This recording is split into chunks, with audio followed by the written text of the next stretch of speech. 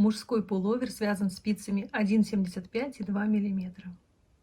Всем привет, всем здравствуйте, меня зовут Елена, и это канал о вязании. Сегодня речь пойдет именно об этом пуловере, так что если эта тема вам интересна, то, пожалуйста, оставайтесь со мной. Эту вещь я вам уже показывала. На самом деле, в самом начале, когда только-только набирала первый наборный ряд, когда только рассказывала о пряже, это было более месяца назад, я делилась впечатлениями о пряже, показывала образцы, и тогда пообещала, что сделаю подробное обзорное видео, посвященное этому пуловеру. Наконец-то он готов, наконец-то я его довязала, хотя, конечно, рассчитывала сделать это гораздо быстрее. Спасибо моему терпеливому заказчику. Он согласился ожидать все это время, он меня не торопил. Ну, периодически, конечно, интересовался, как работа продвигается, но все это было очень деликатно, очень вежливо. Так что я благодарю, конечно, этого человека за терпение и в целом благодарю за такой необычный заказ. Как правило, я не показываю на канале те работы, которые отвязываю на заказ. Почему так происходит? Да потому что, как правило, это одни и те же работы. У меня уже сложился ассортимент. За 3 года работы ателье это уже наработанные какие-то модели, которые вяжутся просто с некоторыми нюансами. Ну, разница в размерах, разница в цветовых каких-то решениях, но в целом это одни и те же модели. Это либо бактусы, либо береты, либо диагональные кардиганы, жилеты точнее, да, которые, в общем-то, мелькали на моем канале достаточно долго, достаточно много. И, конечно, я понимаю, что утомила уже рассказом об этих моделях. А вот тут вот совсем другой случай, потому что это модель мужская, во-первых, у меня небольшая практика вязания мужских моделей. Во-вторых, это классическая модель во всех смыслах. То, что я уже очень давно не практиковала в своей работе, да, то есть, как правило, ну, большинство из нас сейчас вяжет по кругу, и, в общем-то, вопросы конструирования изделий, они уже становятся не столь актуальными, потому что при вязании по кругу мы ориентируемся на посадку, когда делаем примерку во время вязания, и, в общем-то, это для нас является ориентиром. В данном же случае, к сожалению или к счастью, но здесь совсем другой подход. Здесь изначально идут расчеты, изначально строится выкройка, отвязываются образцы, разумеется, и уже затем приступаем к работе. Скажу так, на подготовку, только на подготовку к вязанию этого пуловера у меня ушло больше недели. Ну, давайте теперь про технические характеристики начну. Напомню. Пряжа называется Silver. Это производитель Gigi Filati, итальянская бобинная пряжа. Покупала ее в магазине Алинда. Про этот магазин я неоднократно вам рассказывала, но на всякий случай, вдруг кто-то из новых зрителей не знает. Эта пряжа не стоковая, это регулярный выпуск от итальянского производителя. И это меня безгранично радует, потому что пряжу эту очень люблю. Помимо того, что связан этот пуловер, на самом деле я сейчас вяжу юбки. Те самые расклешенные юбки, которые тоже показывала на канале, я сейчас вяжу именно из этой пряжи. Это меринос с шелком. 70% в составе мериносовой пряжи, мериносовых волокон и 30% шелка. 500 метров приходится на 100 грамм. Замечательный метраж, очень удобный. Можно вязать более крупными спицами, 3 мм, 3,5 мм. Но конкретно этот пуловер я вязала тонкими спицами, собственно, как и сказано в названии. 1,75 это спицы, на которые я ориентировалась изначально, отвязывая образцы. Этими спицами связаны резиночки везде, на рукавах, внизу, у кромки. А затем я перешла на спицы 2 мм, потому что мне показалось, что на спицах 1,75 получается очень-очень забитое полотно. Знаете, действительно, оно получается жесткое, плотное, и после стирки волокна настолько сильно распушились, межпетельное пространство было не просто заполнено, я добивалась этого, разумеется, оно было не просто заполнено, оно было забито. И получается, что каждая последующая стирка приведет к тому, что изделие будет выглядеть более подваленным. Этого результата мне бы совсем не хотелось заполучить, поэтому взяла спицы чуть-чуть побольше. Казалось бы, такая небольшая разница, 1,75 и 2 мм, но вы знаете, очевидно. Полотно стало на ощупь более мягким, более покладистым, оно словно струится. За счет содержания шелка оно словно струится. Сразу скажу, опережая события, скажу, что резинку плохо держит. очень плохо держит. Резинку пришлось присобирать с помощью нити обычной, да, то есть прометать, иными словами, и ее пришлось отпаривать. То есть уже после того, когда изделие было связано, когда уже пуловер высыхал, прометала его нитью, провела вот вдоль всей резинки несколько рядов обычной нити, ниткой с иголкой работала, и затем специальным отпаривателем проходилась по резинке, чтобы зафиксировать эту форму. Но после стирки, боюсь, этот эффект будет утрачен. То есть, по сути, нужно будет каждый раз вот какие-то манипуляции проводить с резинкой для того, чтобы она сохраняла форму. Иначе она станет просто гладкой и свисающей. Ну, увы, это особенность мериноса, а вот шелк, он, так сказать, добавляет, да, усиливает эту особенность. Но по большому счету это не такая серьезная проблема. Гораздо больше, конечно, положительных качеств этой пряжи. Невероятно приятная на ощупь, невероятно мягкая, очень-очень эффектно смотрится. Что касается черного цвета, и мне в инстаграме девочки задавали вопрос, что по черному цвету. Ну что, давайте так. Когда я делала предыдущее видео, я так вот заявила, что, наверное, это все-таки легенда. Вот черный цвет, который влияет на наше зрение, утомляемость и все прочее, это легенда. На самом деле это не так. Да нет, конечно. Конечно, никакая это не легенда, это истинная правда. Черный цвет очень утомительно сказывается на вашем самоощущении. Действительно, глаза устают, особенно если вы вяжете в ночное время суток, а мы часто вяжем по ночам. Ну, есть такой грех за нами, есть. На черном цвете видны все соринки, пылинки, даже когда вам кажется, что вы работаете в стерильных условиях, и животных даже за километр близко нет, а все равно каким-то образом вы можете обнаружить какие-то волосинки, ворсинки и прочее. То есть во время работы я постоянно под рукой держала липкую ленту, вот ту самую ленту, которую мы используем для очистки одежды. Да? То есть это атрибут, который вам понадобится при работе с черной пряжей. Никуда не деться от этого. И, кстати сказать, потом, когда человек будет носить это изделие, тоже ему понадобится при себе всегда иметь такое устройство, эту ленту, потому что, ну, действительно, черная пряжа оказывает все вот эти вот неприятные моменты. Теперь про сам дизайн и про конструкцию. Дизайн придумал заказчик. Это узнаваемый логотип Dolce Gabbana. За образец была взята схема из интернета и отрисована сначала на рисунке, естественно, а затем она масштабирована на большой такой вот лист бумаги. Причем все это рисовалось вручную, программа не использовалась, сразу говорю, то есть это не схема не отрисованная в программе, нет, это реально вручную рисовалась схема, и на листе бумаги каждый квадратик соответствовал одной петле. То есть схема была отрисована буквально вот по петлям, что, конечно, в последующем очень облегчило мне работу, и я просто двигалась по этой схеме, и уже вот вырисовывался этот рисунок. Это интарсия, это не вышивка. Изначально, конечно, мне хотелось облегчить себе работу, и я планировала связать просто лицевой гладью, а затем просто сверху вышить. Но вы знаете, на пробнике попыталась сделать вышивку, и поняла, что нет, не годится, не годится. Пряжа в 2 слоя, расположенная на полотне, а второй слой это вышивка, она сильно утяжеляет конструкцию, она сильно утолщает полотно, оно становится таким, знаете, кондовым, грубым. Совершенно не тот эффект, который хотел получить заказчик, и я поняла, что нет, это не тот случай. Здесь нужна интарсия. То есть мне нужно было получить однородное полотно, чтобы рисунок перетекал в лицевую гладь самого пуловера. Поэтому это интарсия. Второй момент, который меня вызвал сложности, помимо черного цвета самой пряжи, это был подбор пряжи красного цвета. Да, потому что задача была выбрать яркий цвет, красный, но при этом он не должен был быть с оранжевым подтоном, то есть он не должен был быть костровым, он не должен был быть алым, он не должен был быть приглушенным. Подразумевалось, что логотип будет ярко-красным. Не поверите. Это прямо действительно была проблема.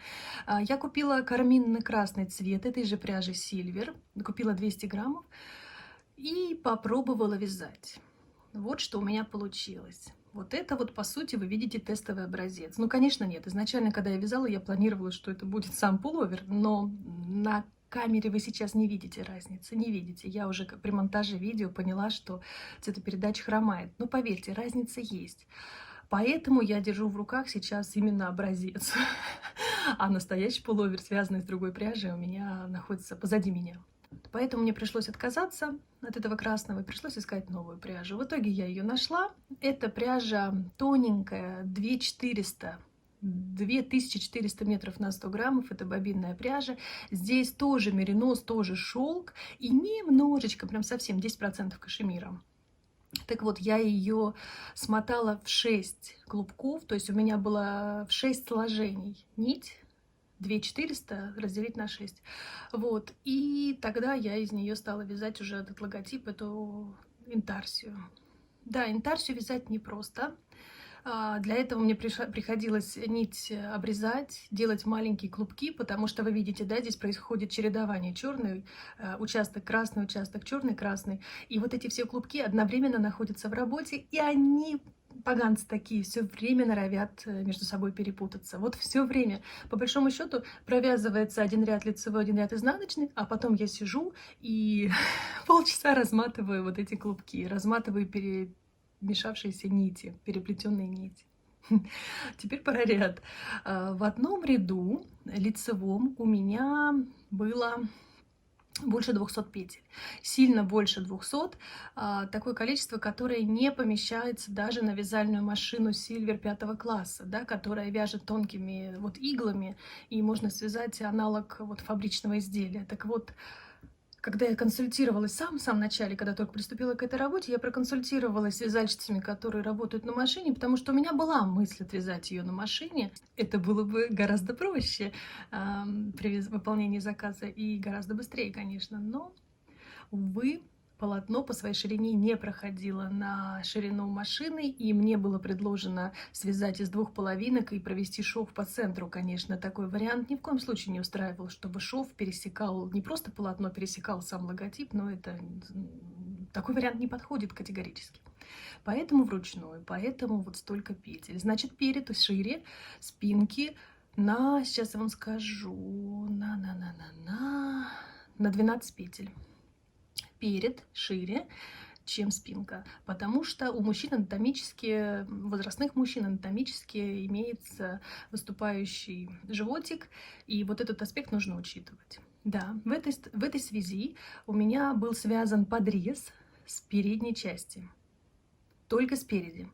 На спинке подрез я не вывязывала.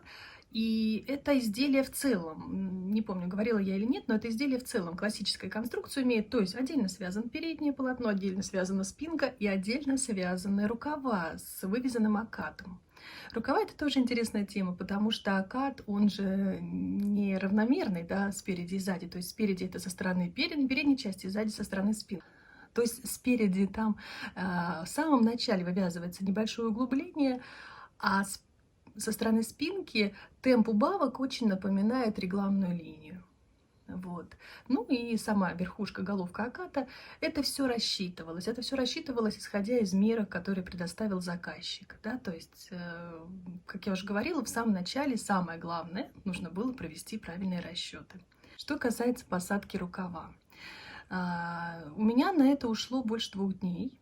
Я несколько раз пыталась его втачать, и мне не устраивало, как это выглядело, и очень расстраивало, что по-разному получалось, да, то есть один рукав и второй у меня не симметрично, не одинаково усаживались, хотя, казалось бы, в чем проблема? Пересчитываю все вроде бы сходится, все вроде бы правильно, на размер все подходит. Более того, когда мужчина прислал мерки, я вначале удивилась, потому что мерки — это мужчина крупный, такой вот, знаете, широкоплечий богатырь, такой вот очень коренастый мужчина. И я для того, чтобы удостовериться, что ошибки никакой нет, сверила их с ГОСТовскими параметрами, и да, все сходится, то есть погрешность там была в мерках, ну, буквально минимальная. И тем не менее, рукав не усаживается. Но это, знаете, опять же сказывается отсутствие опыта вшивания, да, то есть вточать рукав, сшить изделие. Вот говорю же, мы привыкли вязать по кругу, и вот этот вот навык конструирования, навык создания классических моделей, он, к сожалению, вот утрачен уже, утрачен. Пришлось наверстывать эти знания. Но ничего, справилась. Собирала я изделие, кстати, матрасным швом. Очень классная штука, очень удобная. Если вы не знаете, как вообще его делать, да, то посмотрите, на YouTube есть очень много видео, когда по лицевой стороне, не по изнаночной, а по лицевой стороне вы попеременно захватываете петельку, которая следует после кромочной. Как правило, это изнаночная петля, и я так и вязала. То есть у меня шла кромочная петля, затем изнаночная, затем уже дальше шли петли по полотна. Причем это везде было. И на основном полотне, и на переде, на спинке, и на рукавах. Да, то есть такой принцип. Это очень упростило мне в дальнейшем процесс вот сшивания. Еще один любопытный момент тут – это шов, плечевой шов. Обратите внимание, он проходит не по центру плеча, и это не случайно. Я в качестве образца взяла готовые фабричные изделия от бренда Lacoste и от бренда Austin. То есть посмотрела, как там сконструирована вот эта вот верхняя часть мужского изделия. Вы знаете, абсолютно идентично. И я повторила точь-в-точь.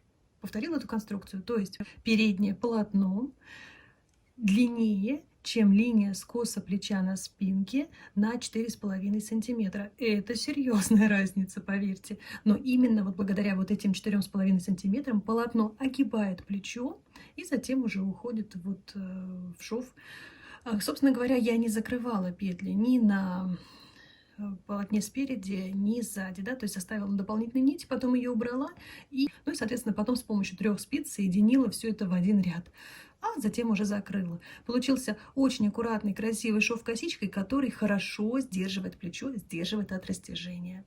Если бы я этого не сделала, мне бы в любом случае понадобилось бы укреплять изнутри, с изнаночной стороны этот шов, либо какую-то силиконовую ленту прокладывать, либо косую бейку пришивать. Ну, подумала, что это лишние хлопоты, и вот приняла такое решение. Ну, а сзади, конечно, да, сзади обязательно идет линия скоса, это необходимо. Там убавки у меня шли в каждом лицевом ряду. Вот видно, да, как они семенят эти убавки. Кстати, в каждом ряду я убирала по 2 петли. Не по одной петле, нет, а по 2. И перекрещивание шло как бы через петлю. То есть в этом процессе убавки сразу участвовало 4 петли. Раз, два, три, 4. Так вот, 4-я соединялась со 2-й, а 3-я петля соединялась с 1-й, если вы понимаете, о чем я говорю, и наклон в сторону кромки изделия. Ну, я думаю, это логично, скорее это информация для новичков. Ну и что касается горловины, это вообще один из моих самых любимых приемов, это вот оформлять горловину. Здесь набраны петли были по кромке с лицевой стороны, при этом перекидывалась ниточка сзади, но здесь не полая резинка, здесь просто лицевая гладь. Тоненькими спицами 1,6 мм. Даже не 1,75, а 1,6. Эта планочка подсобрала, то есть за счет того, что тонкие спицы, планочка подсобранная, очень плотненькая, связана спереди, связана сзади, а затем уже с помощью иглы итальянского способа закрыта кромка. Этот способ у меня показан на канале. Если вы им не владеете, посмотрите мастер-класс. Он называется «Сказка про итальянскую любовь». Альтернативный мастер-класс по закрытию петель иглой. Забавное очень видео и, кстати, очень наглядно там все показано. Ну, пожалуй, это все. Технические характеристики я обозначила. Качество пряжи тоже про это рассказала. Про срок изготовления рассказала. Не рассказала вам про сам вес изделия. Вот, вдруг кто-то из вас тоже соберется вязать пуловер для мужчины. Так вот, на размер 3XXXL. На ширину изделия 68 сантиметров, на длину изделия 72 сантиметра. И плюс еще интарсия, это то есть другая нить, да, у меня ушло 475 граммов, из которых 75 граммов ушло на интарсию, то есть это нить красного цвета. Пожалуй, все, что я могла вам рассказать. И в заключении, наверное, уже не для тех, кто вяжет, а для моих, возможно, потенциальных клиентов скажу, что помимо изготовления самого изделия, стараемся подготовить уникальную упаковку. Она, как правило, соответствует расцветке изделия. Мы шьем замечательные мешочки, очень симпатичные и действительно полезные в быту в последующем. Поэтому, если вдруг, например, вы заказываете изделие не для себя, а в качестве подарка, то можете не сомневаться, что упаковка будет очень-очень достойно смотреться. Вот, например, как в этом случае. Это хорошая, очень приятная ткань. Она очень плотная, она хорошо держит форму, позволит изделию не помяться. И, в общем-то, в целостности и сохранности можно отправлять даже по почте. Ну все, на этом буду завершать свой рассказ. Благодарю вас за внимание, благодарю вас за интерес. И повторю, если какие-то вопросы у вас возникли, пожалуйста, не стесняйтесь, задавайте, я постараюсь вам помочь. И прощаюсь с вами, надеюсь, ненадолго. Всего доброго. Пока.